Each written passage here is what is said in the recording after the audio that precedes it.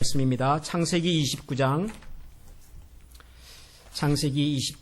14절부터 30절 말씀을 29장 14절에서 30절 말씀을 한 절씩 교독하겠습니다. 라반이 이르되 너는 참으로 내 혈육이로다 하였더라. 야곱이 한 달을 그와 함께 거주하더니 야곱이 여기에 있으니 어찌 그 일을 하겠느냐. 네 품삯을 어떻게 할지 내게 말하라. 라반에게 두 딸이 있으니 언니의 이름은 레아요 아우의 이름은 라헬이라. 레아는 시력이 약하고 라헬은 곱고 야곱이 라헬을 더 사랑함으로 대답하되 내가 외삼촌의 작은 딸 라헬을 위하여 외삼촌에게 7년을 섬기리이다.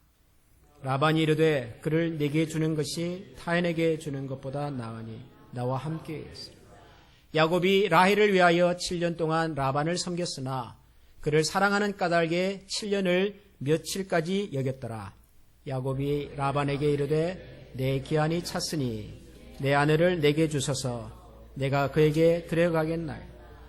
라반이 그곳 사람을 다 모아 잔치하고 저녁에 그의 딸 레아를 야곱에게 데려가매 야곱이 그에게로 들어가. 라반이 또 그의 여종 실바를 그의 딸 레아에게 시녀로 주었더라. 야곱이 아침에 보니 레아라.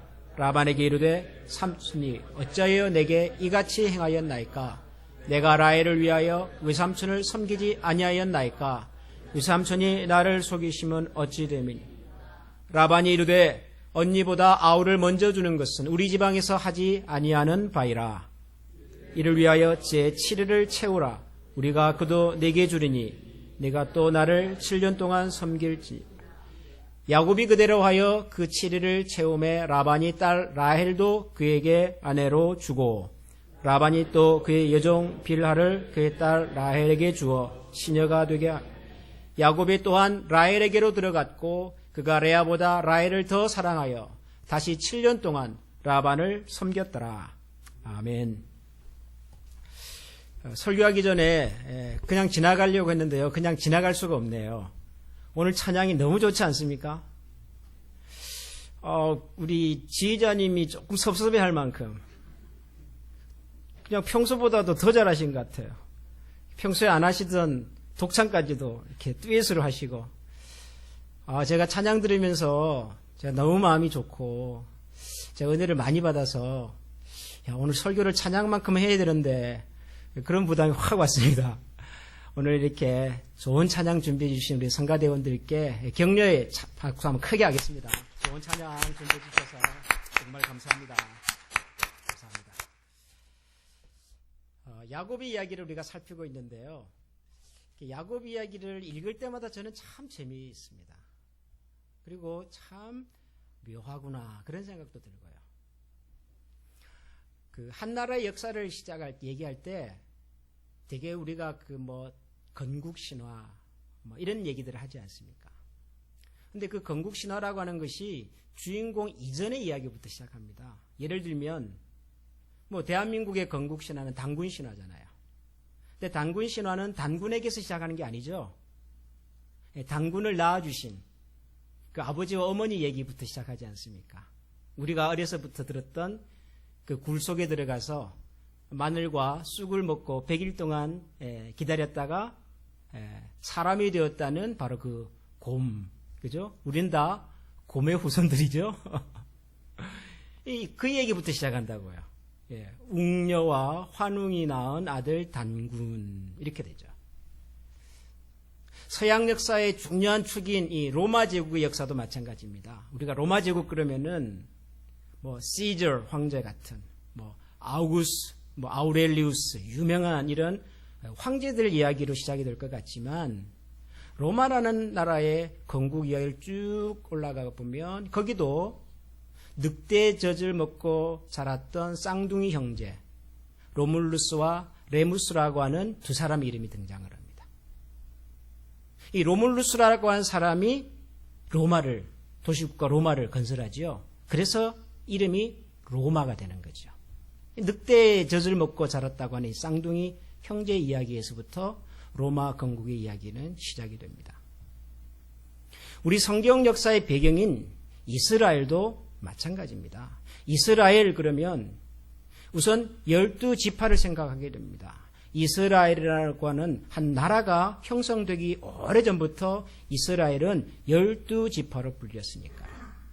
근데 12지파는 야곱이 낳은 12아들의 이름에서부터 시작이 되거든요. 루벤, 베냐민, 갓, 므낫세 이런 여러 이름들이 다 야곱의 아들 12명 이름에서부터 시작이 됩니다. 그러니까 이스라엘의 역사는 거슬러 올라가 보면 야곱의 12아들의 역사다 이렇게도 말할 수가 있죠. 그런데 이 야곱의 12아들의 탄생 그리고 그 이전으로 올라가면 이 아버지 야곱과 이 어머니 두 분의 어머니죠. 정확하게 말하면 네 분인데 그러나 중요하게 말하면 이 라헬과 레아라고 하는 이 두 분의 어머니 이 가족 이야기가 참 묘합니다. 참 신비롭고요. 오늘 우리가 읽은 이 창세기 29장에는 바로 이 야곱과 그가 결혼으로 구성한 이 가족의 이야기가 이제 등장을 하는데 여러분 한번 오늘 이 야곱의 가족 이야기를 유심히 한번 잘 들어보시기 바랍니다. 제가 왜 설교를 시작하면서 야곱의 가족 이야기에 대해서 여러분들이 좀 관심을 가지고 들어보기를 원하냐 그러면 이게 좀 예사롭지가 않아서 그래요.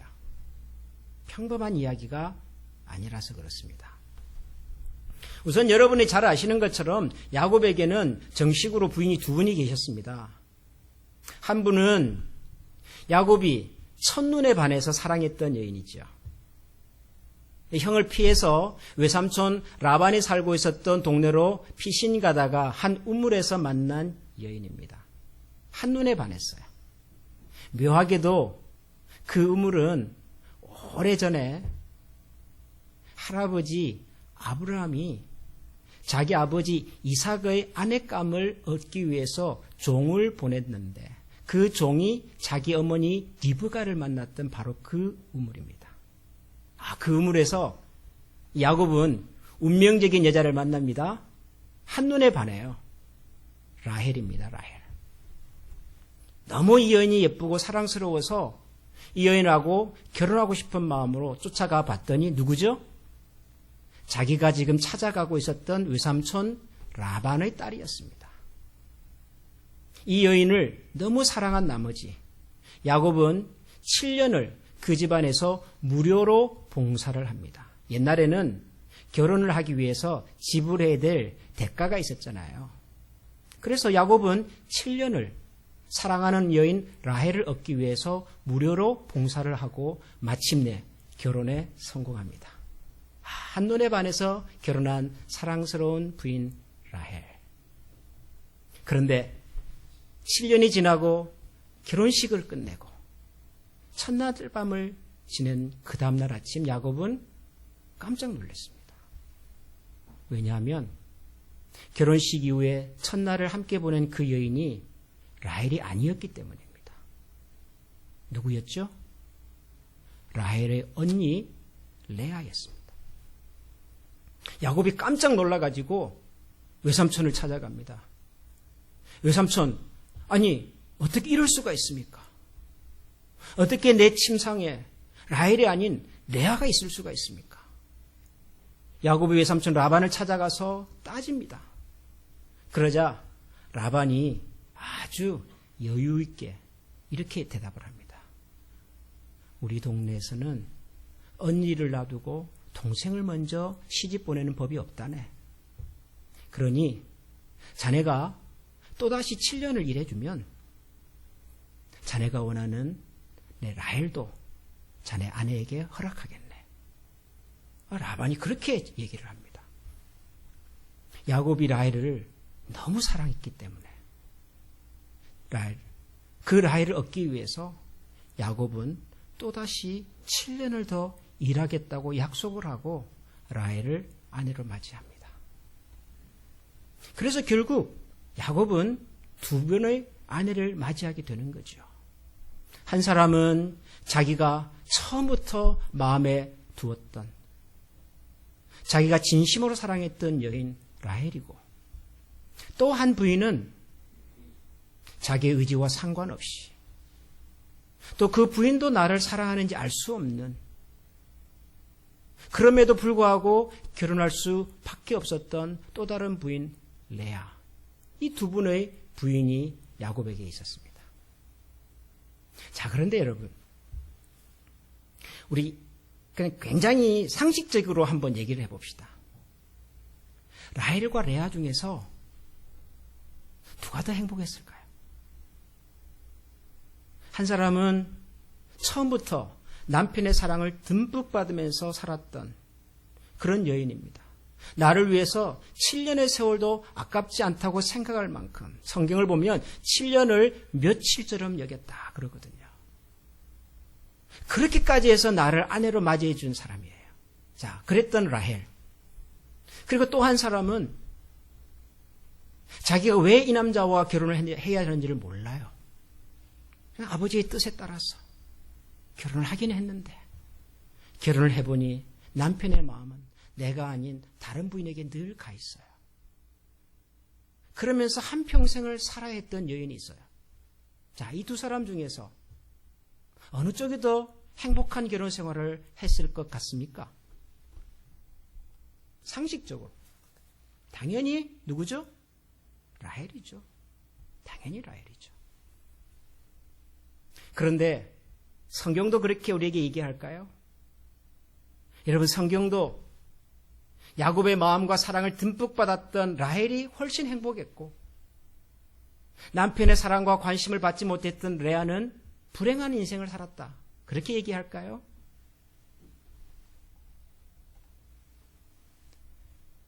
참 묘해요. 그래서 결혼만 그런 것이 아니라 인생도 참 묘해요. 내가 원해서 내가 좋아하는 일을, 내가 좋아하는 사람을 만나서 살면 마냥 행복할 것 같은데, 그것이 내 인생의 최고라고 생각이 드는데, 그런데 꼭 그런 것 같지만은 않아요. 내가 선택했고, 내가 좋아했고, 내가 원했던 일과 사람을 만났어도 그 과정과 끝이 그다지 행복하지 않은 경우가 있고, 내가 원하지 않았는데 내 의지가 아니라 어떤 상황 속에서 환경 때문에, 주변의 어떤 기대 때문에 내가 이럴 수밖에 없어서 살아왔는데, 그래서 나보고 다시 그 시점으로 돌아가라고 한다면 다시는 내가 그런 선택을 안 하고 싶은데, 그런 일이 있잖아요, 우리가 살다 보면. 그런데도 묘하게 내가 선택하지도 않았고, 내가 원하지도 않았고, 내가 그럴 수밖에 없던 상황 속에서 마치 끌려온 것 같은 인생임에도 불구하고 그 결과가 그렇게 나쁘지 않아요. 오히려 내가 선택한 결과보다도 더 의미 있고 더 풍성한 삶을 그렇게 살아갈 때가 또 있어요. 그래서 참 묘하다는 거예요. 인생이 그렇고, 특히 야곱의 결혼을 보면 그래요. 여러분, 성경을 잘 들여다보면 남편 야곱의 사랑과 마음을 듬뿍 받았던 라헬이 행복해야 되는데 그렇게 행복하지 않았어요. 우선 라헬은 자기 언니 레아가 4명의 아들을 낳는 동안 라헬은 자녀가 없었어요. 예나 지금이나 결혼한 부부가 자녀를 갖고 싶은 것은 그건 당연한 이치고, 자녀가 없을 때 그 부부가 갖는 그 마음의 그 안타까움과 답답함과 그 어려움은 말로 표현할 수 없어요. 언니는 4명이나 아들을 낳았어요. 근데 나한테는 자식이 없어요. 라헬의 마음이 얼마나 힘들고 답답했을까를 짐작할 수 있는 이야기가 성경에 나와요. 우리가 오늘 읽지는 않았으나 30장으로 넘어가면 이 라헬이 어느 날 남편 야곱을 찾아가서 이렇게 막 따져요. 뭐라고 따지냐 그러면은, 나한테도 좀 자식을 낳게 해달라고. 야곱을 찾아가가지고요, 이 부인 라헬이 나에게도 자식을 낳게 하라. 그렇게 아니하면 내가 죽겠노라. 이 억지도, 이런 억지가 어디 있어요. 뭐 애를 혼자서 낳나요? 이게 안 돼요. 어떤 이유인지는 모르지만 근데 남편을 찾아가가지고는 지금 당장 나한테 아들 하나 낳아달라고. 안 낳아주면 내가 죽겠다고 막 그래요. 라헬이. 근데 야곱이 뭐라고 대답하는 줄 아세요? 야, 참, 이 대목에서는 야곱은 호인이에요. 제가 봐도. 내가 어떻게? 아니, 하나님께서 안 하시는 일을, 안 해주시는 일을 내가 무슨 수로 그런다고 야곱이. 참, 우리 남편들 가끔 이럴 때가 있잖아요. 아니, 내가 어떻게? 내 능력으로 안 되는 일을 어떻게? 라헬이 얼마나 마음이 힘들었는지를 단적으로 보여주는 이야기예요. 라헬이 모르겠어요. 남편한테 떼쓴다고 자식 생기는 것이 아니라는 것을 라헬이라고 모르겠냐고. 너무도 답답하니까 남편을 붙들고 그렇게라도 하소연을 하는 거예요. 당장 나에게 아들 낳아. 나중에는 라헬이 참 자존심 상하는 일도 해요. 무슨 일을 하냐 그러면 언니 레아가 낳은 첫 번째 아들이 루벤이거든요. 이 루벤이 이제 장성해가지고 혼자 들에 나가서 일도 하고 할 정도가 됐던가 봐요. 하루는 루벤이 들에 나갔다가 그 당시 사람들이 생각하기에 야, 이 식물을 먹으면은 굉장히 사람에게 좋고 특별히 자녀를 낳는데 도움이 된다고 믿었던 그런 식초가 있었어요. 그런 약초가 있었어요. 성경에서는 그것을 합환채 그럽니다. 합환채. 일종의 마취 성분이 있는 약재였던 것 같아요. 그 당시 사람들은 이것을 먹으면은 이렇게 자녀를 낳는데 도움이 된다고 생각했었는가 봐요. 루벤이 들에 나갔다가 이걸 얻어온 거예요.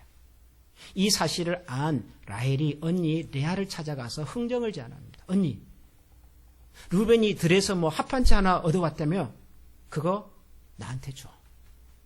그거 나한테 주면 남편 오늘 언니에게 내가 보내줄게. 지금과 문화와 역사적인 배경이 달라서 참 이해하기 쉽지는 않지만 그래도 부인이 또 다른 부인에게 남편을 보낸다는 얘기가 그게 쉬운 얘기는 아니잖아요. 더군다나 남편은 나를 전적으로 사랑하고 있는데 참 자존심 상할 제안이에요. 그러나 라헬에게는 다른 방법이 없는 거예요. 결혼을 했어도 남편의 사랑을 한껏 받았어도 자식 없이 살아가는 여인의 이 아픔이, 외로움이 라헬로 하여금 이런 선택을 하게 해요. 여러분, 라헬의 인생이 그렇게 행복해 보이지가 않아요. 성경을 읽어보면 라헬과 관련된 이야기가 모두 4번 등장을 하는데요. 그 4번이 다 그렇게 유쾌한 장면들이 아니에요. 반면에 여러분, 레아는 어땠을 것 같습니까? 저는 이번에 성경을 읽으면서 이 야곱의 이야기를 쭉 다시 묵상을 하면서 참, 내가 목사로서 지금 거의 한 30년을 지금 살고 있는데 성경을 참 몰랐다. 이런 생각이 많이 들어요. 제가 레아에 대해서 잘 몰랐다고요. 레아. 여러분, 우리가 라헬에 대해서는 좀 알잖아요. 아이들이 우리 자녀가 태어났을 때 이름을 지을 때 레이첼 있죠, 레이첼. 레이첼이 라헬이거든요. 레아는 잘 못 들어봤어요. 저는 레이첼을 많이 봤어요. 레아는 별로 없어요. 이미 사람들이 레아보다 레이첼을 더 좋아해요. 더 행복했을 거라고 생각을 해요. 레아라는 사람은 참 불행했을 거라고 생각해요. 우리 딸이 레아처럼 되기를 원치 않아요. 근데 참 아이러니예요. 성경이 소개하는 레아는 우리가 생각하는 것만큼 그렇게 불행하지 않았어요. 그건 맞아요. 야곱은 레아보다 라헬을 더 사랑했어요. 그건 맞아요. 그런데 대신에 하나님께서 레아에게 더 주신 것이 있어요. 첫 번째 그게 뭐죠? 그게 자녀예요. 자녀.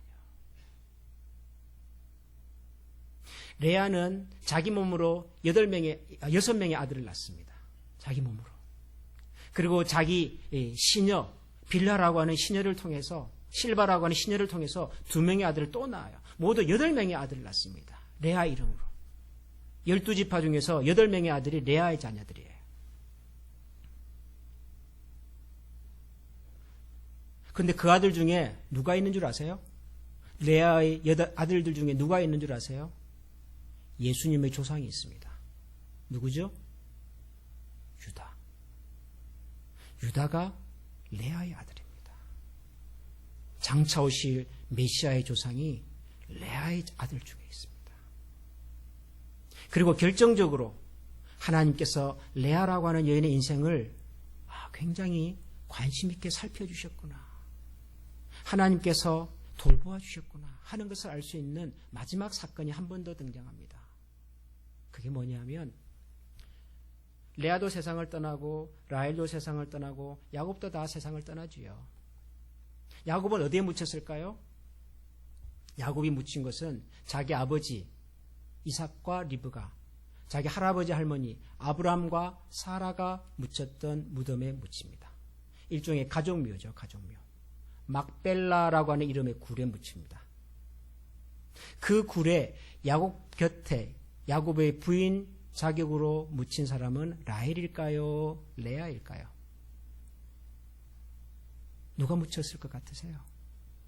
레아가 묻힙니다.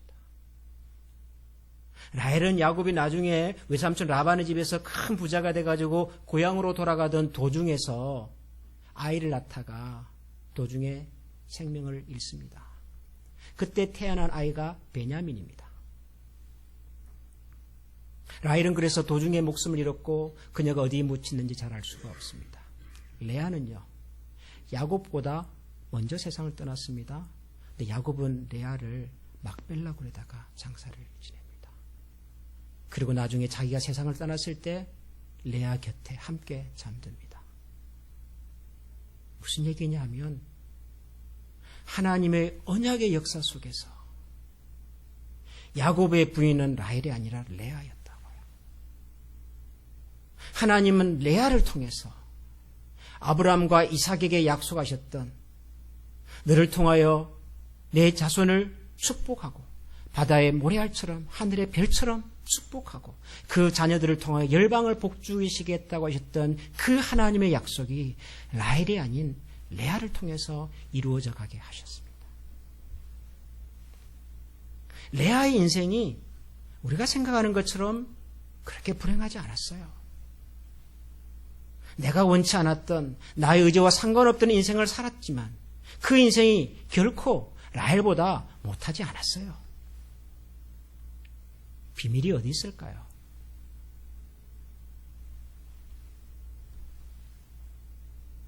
저는 이 레아의 이야기를 다시 묵상하면서 하나님은 참 대단한 분이시구나, 저는 그런 생각을 했습니다.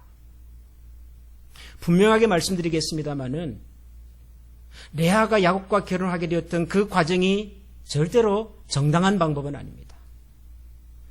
세상에 그럴 수는 없죠. 이거는 아무리 봐도 아버지 라반의 욕심이잖아요. 자기 딸이 2명이 있는데 동생 라헬을 너무 좋아한 이 조카 녀석이 정신을 못 차린단 말이죠. 7년을 일해라. 그러면 내가 내 딸을 주겠다 그랬어요. 그랬더니 이 조카가 7년을 며칠처럼 생각하면서 일을 하더라고요. 근데 자기에게 딸이 또 하나 있어요. 무슨 생각이 들었을까요? 딸 하나 더 보내고 7년을 더 부려먹어도 되겠구나. 라반이 그런 생각이 든 거예요.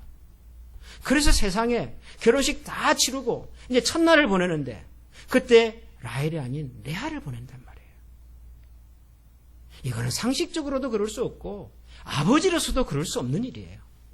어떤 설명을 해도 이날 밤 라헬이 들어가야 될 자리에 레아가 들어갔다고 하는 것은 그것은 용납할 수 없는 일입니다. 라반의 욕심이에요. 잘못된 방법이에요. 자기 딸 레아를 불행한 곳으로 몰아넣는 비정한 아버지의 선택이었다고요. 레아는 결혼 생활을 그렇게 시작을 했어요. 내가 좋아하는 사람이 아니고 내 뜻이 아니고 아버지의 뜻에 의해서, 그것도 아버지의 욕심을 위해서 그렇게 희생당한 여인이라고요.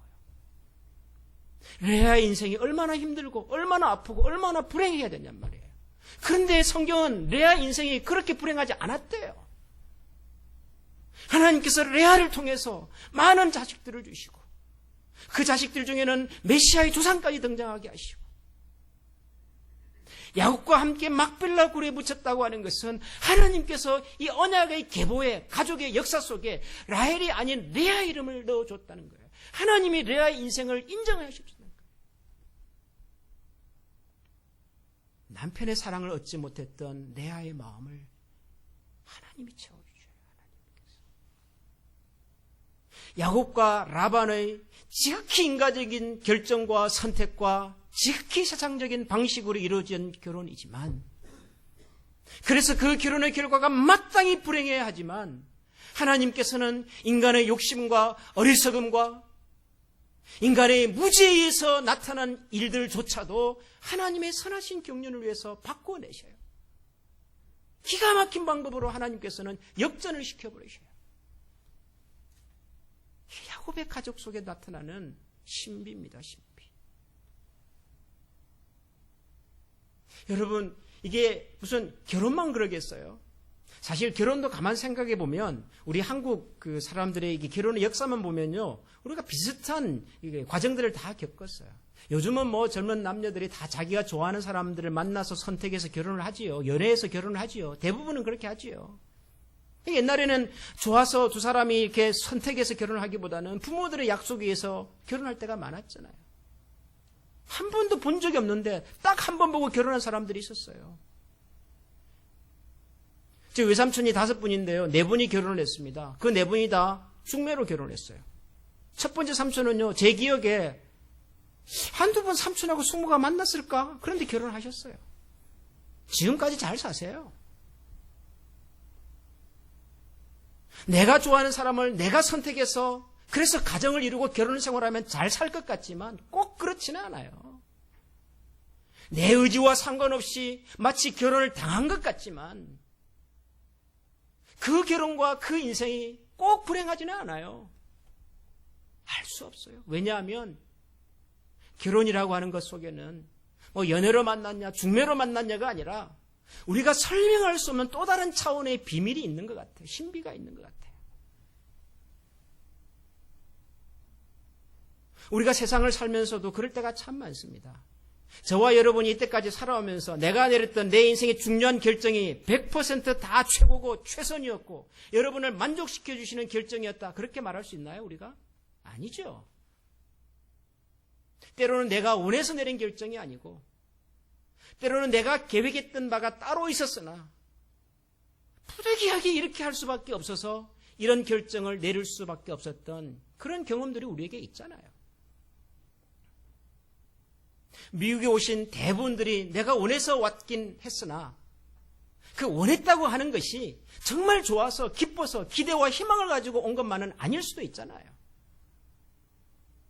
이 선택 외에는, 이 길 외에는 다른 방법이 없어서 그래서 내가 이 선택을 할 수밖에 없어서 낯설고 모든 것이 어색한 이 미국 땅에 와야만 했던 우리의 부모님들이 계시다고요. 우리의 형님과 누님들이 계시잖아요. 그래서 그런 결정은 다 불행한 결정이고 내가 원해서 선택해서 내가 살았던 내 방식과 내 인생은 다 만족스럽고 그런가요? 그렇지 않아요. 우리가 부족했고 지혜롭지 못했고 내가 원하지 않는 결정을 할 수밖에 없었으나 우리 그런 결정조차도 하나님의 큰 경륜 속에서는 하나님의 선과 복이 되는 그런 하나님의 섭리가 또 있더라고요. 야곱의 이야기가 그래요. 야곱의 이야기가. 저는 야곱의 이야기 속에서 가장 큰 아이러니는 어떻게 야곱 같은 사람이 하나님의 복을 받을 수 있느냐였어요. 저한테 처음으로 제가 야곱을 만났을 때는. 그런데 야곱의 이야기를 들어보면 그런 얘기가 한두 가지가 나요. 어떻게 이런 선택과 결정이 이런 큰 은혜와 복이 될 수가 있는가? 설명이 안 돼요. 설명이. 여러분 야곱의 이야기가 설명이 다 되십니까? 근데 저와 여러분의 인생은 설명이 됩니까? 저는 지금도 저라는 사람을 다 설명할 수가 없어요. 설명할 수 없는 저의 능력과 저의 계산과 저의 선택과 저의 결정을 넘어서는 어떤 결정이 있는 것 같아서 그건 제가 도무지 설명할 수가 없어요. 그런데 그 결정의 결과가 나쁘냐? 나쁘지 않아요. 저는 제가 지금 살고 있는 저의 상황과 저 인생의 현 성적표가 결코 나쁘지 않아요. 뭐 A+, A2+는 아닐지 몰라도요. 저는 저 인생에 대해서 최소한 저는 A는 주고 싶어요. 이 정도로 살았으면 저는 A 학점은 된다고 생각을 해요. 제 인생의 출발과 과정을 들여다보면 제 능력으로 설명이 안 되는 일들이 너무 많으니까. 근데 여러분, 저는 이게 믿음의 길인 것 같아요. 이게 믿음의 길. 하나님을 다 설명하려고 하지 마십시오. 여러분의 인생에 나타났던 하나님의 선택과 결정을 다 이해하려고 하지 마십시오. 이해 안 됩니다. 아니, 사람도 이해가 안 되잖아요, 여러분. 같이 사는 부부도 서로의 마음을 다 이해할 수가 없는데 우리가 어떻게 하나님의 선택과 결정을 감히 이해하겠다고 도전하냔 말이에요. 이해 못해요. 이해 못해도 괜찮아요. 내가 이해 못하는 남편과 아내하고 산다고 내 인생이 불행합니까? 우리 결혼생활이 불행합니까? 우리 가족이 불행해요? 그렇지 않아요. 이해 못하지만 그러나 하나님이 나의 인생을 이렇게 붙들고 계시고 하는 이 믿음은 우리가 놓치지 말자는 거죠. 이 믿음. 여러분의 인생이 라헬이라고 생각하시는 분들도 너무 장담하지 마십시오. 외모도 출중하고 사람들의 관심과 이목을 한 몸에 받고 모든 것을 할 수 있는 능력이 있었고 항상 나는 여러 사람의 무대의 중심에서 주인공 역할을 해왔고 앞으로도 해야 된다고 생각하시는 분들이 혹 있다면 너무 자신만만해하지 마십시오. 그것이 내 인생을 다 책임져 주지 않습니다. 혹시 내 인생이 레아 같다고 생각하시더라도 여러분 너무 쉽게 주저앉지 마십시오. 우리 시작이 미약해도 창대케 하시는 분이 하나님이세요. 야곱의 마음이 내 속에 없어도 하나님이 그 자리를 대신해 주실 수 있으면 그 인생은 의미 있고 충분히 행복한 인생이 됩니다. 레아로 사셔도 괜찮고요. 라헬도 사셔도 괜찮습니다. 나를 향한 하나님의 약속과 은혜가 내 속에, 내 가운데 머물고 있는지를 늘 살펴보시고 오늘도 우리들의 어리석고 혹은 실수투성인 선택과 결정들을 통해서도 하나님은 내 인생을 선하게 만들어주시는 하나님이신 것을 기억하고 바라볼 수 있는 그런 우리 모두가 될 수 있기를 주님의 이름으로 축원합니다. 기도하겠습니다. 하나님 감사합니다.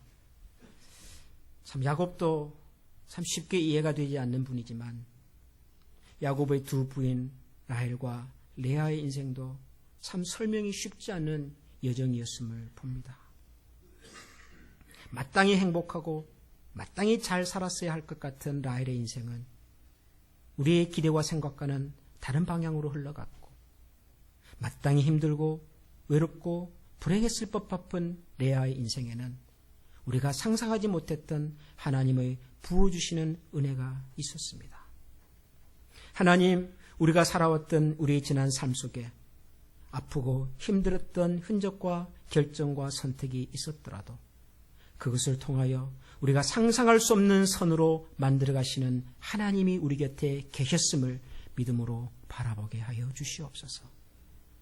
앞으로도 우리가 많은 결정과 선택을 하게 될 때 비록 우리가 때로는 우리의 사람의 욕심에 치우쳐서 우리의 이성과 우리의 상식을 벗어나는 그릇된 선택과 결정을 혹시 하더라도 그것 때문에 주저하거나 포기하거나 좌절하지 않도록 해주시고 우리의 선택과 결정을 오히려 구속하셔서 하나님의 선하심을 만들어 가시는 분이 나의 주, 나의 하나님이신 것을 기억하며 걸어가는 신실한 믿음의 사람들이 다 되게 하여 주옵소서. 우리 구주 예수 그리스도의 이름으로 기도합니다. 아멘. 우리 다 같이 일어나서 아주 짧은 찬양입니다만은 이 찬양 우리 한번 같이 하나님 앞에 드리겠습니다. 하나님께서 당신을 통해 메마른 땅에 샘물 나게 하시기를 가난한 영혼, 목마른 영혼 당신을 통해 주님 사랑 알기를 원합니다. 우리 찬양 같이 드리겠습니다.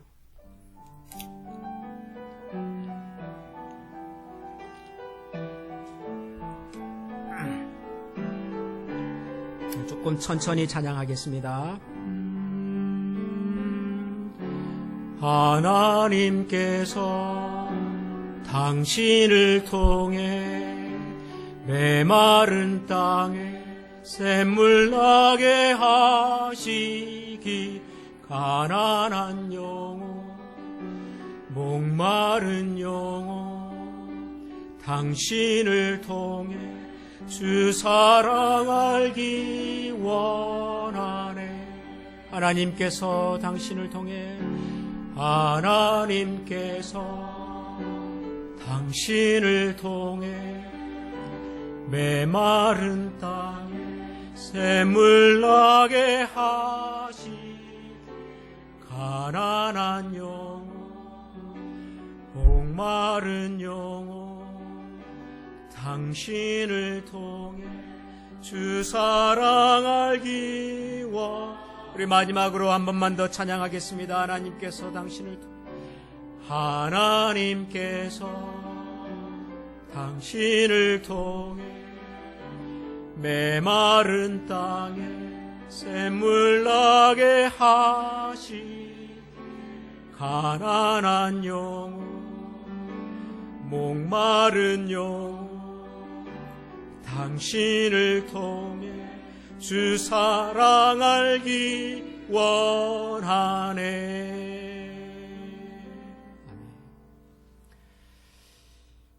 우리의 선택과 우리의 결정이 부족하고 연약해도 여전히 저희들을 사랑하셔서 우리의 선택과 결정을 더 선한 것으로 만들어 가시는 하나님의 의지와 섭리하심을 믿고 바라며, 그래서 그 하나님을 잠잠히 주목하고 바라며 살아가기를 원하는 모든 주의 자녀들 머리 위에 우리 주 예수 그리스도의 은혜와 하나님의 사랑과 성령의 충만하신 은혜가 지금부터 영원토록 함께 계시기를 축원하옵나이다. 아멘.